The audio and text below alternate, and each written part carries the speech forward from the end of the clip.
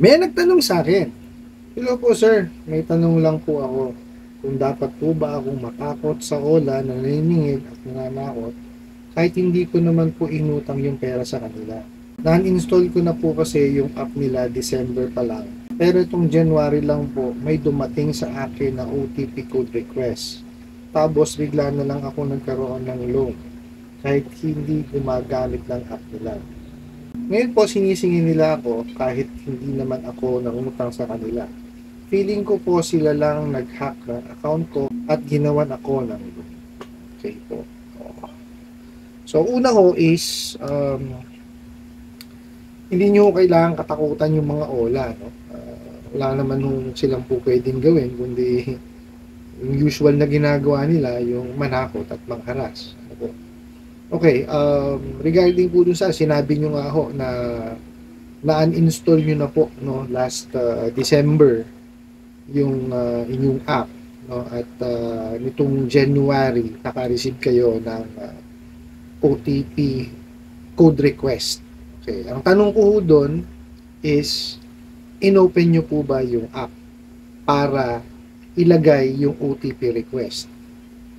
Okay, kasi kung inopen nyo yung app at nilagay nyo yung OTP request, magpuproceed po yung loan. Kasi yun ho yung susi eh, yung OTP request eh. So kung naibigay niyo yung number na no, na yung code no, dun sa ano sa app, magpo-proceed yung ano, yung utang o yung loan, no? At ang isa ko pang tanong is may naresibo ba kayong pera? Kasi kung may naresibo kayong pera, well, definitely may utang kayo sa akin. At kailangan niyo siyang bayaran. Regardless ho yan, no, kung ang sinasabi nyo nga is feeling nyo na-hack, no? Na-hack kayo at sila lang yung gumagawa ng utang para sa inyo.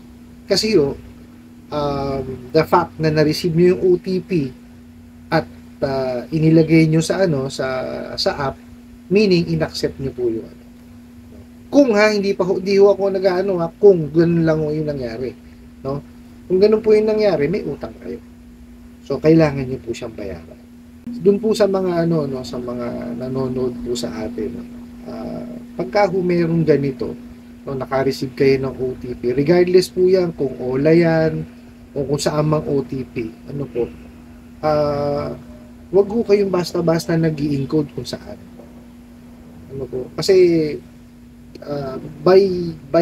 kumbaga pag by encoding it dun sa kung saan man siya ilalagay, no, yung code, it means inaccept nyo po, no, yung kung utang yun, inaccept nyo siya, no, or kung sa nyo naman yun, kung sa bank account nyo naman yun, so inaccept nyo rin yung fact na binigyan nyo siya ng permiso.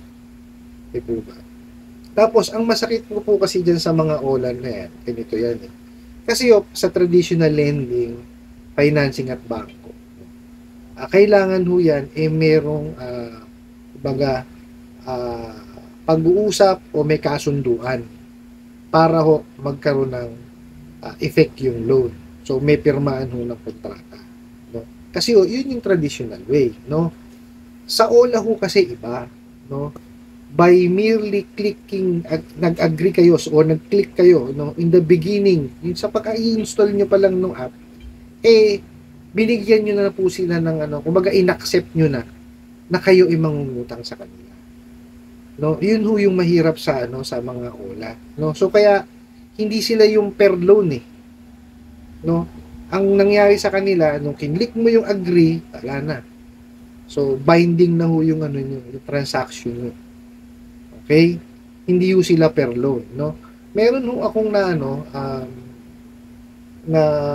nakita na mga online lending din po ito, no, pero hindi sila app-based, no, web-based po sila, no. Sila po nagpapadala ng kontrata at pinapipirmahan. Ano po, yun po, ibig sabihin nun is every transaction may agreement kayo. So yun ho, valid yun. Kumbaga yun, mas safe yun eh. No, mas safe kasi yung bakit? Kasi alam mo sa sarili mo na nanghiram ka kasi pinirmahan mo eh. Di po ba? Unlike ho kasi sa mga online lending apps, no? Nung in-install mo siya at binigyan mo siya ng access at kinlik mo yung agree, wala na ho. Sa lahat ho nung across all, kumbaga, di ka pa nga naglolon, nag-agree ka na eh. O di ba wala ka ng laban? Ito pong sagot na to, no, is ibabase ko lang po dun sa tanong ninyo. No? Kung sinasabi nyo nga po na inan-install nyo siya, no, at hindi naman talaga kayo nangutang, eh wala ko kayong utang. So, hindi yung kayo dapat matakot sa mga yan. And hindi naman ho talaga dapat kayo matakot. Kasi wala namang alam gawin yung mga yan, kundi matakot at mangharas lang. Wala ho yan, hindi ho nila kayo, kumbaga wala ho silang po pwedeng ibang gawin. No? Yung burden na i-prove yan is nasa kanila po. So, paano nila patutunayan? Pupunta sila sa korte. Oh, takot na takot po pumunta ng korte yan dahil nga sa mga harassment na ginagawa nila. Mababaliktad po sila eh. Ay, di po ba? So, hindi yun nila magagawa yun. No? At yung sagot ko, binabase ko lang dun sa tanong ninyo. No? So, kung ganun ho, yung burden na ipuprove na meron kayong utang sa kanila, nasa kanila. Di po ba? So, pag yun, pupunta sila ng husgado para i-prove yun na may utang kayo sa kanila. Ganun ho yun. Ano po? So, wag ho kayong matakot, no? Alisin nyo sa isip nyo na kumbaga, kung totoo yung sinasabi nyo po, no, na wala namang kayong utang, wag ho kayong matakot sa kanila. Ano po? Ito po, no, additional info na rin po sa inyo. May napanood kasi ako sa TikTok, no, na wag na raw pong, kumbaga, wag i-uninstall agad yung application, yung apps, no? Kumbaga, alisan daw po muna ng permission. So, may pupuntahan kayo sa settings, tapos hahanapin nyo yung pangalan ng app, tapos tatanggalan nyo siya ng access. So, pag natanggalan nyo na siya, tsaka nyo lang siya i-uninstall. Yun ho yung hindi ko masyadong kabisado kasi hindi ho ako techie. So, yung mga ganong tinatanong ko rin ho yan sa mga kasama ko. No? Wala ho akong alam dyan sa mga yan. So, kung siguro baka maano nyo is pahanap nyo kung yung video sa TikTok, no, or sa YouTube. Baka sa YouTube meron din po kung paano alis ng permission ng mga apps, po. Yun po gawin nyo. Siguro ganun nga, no.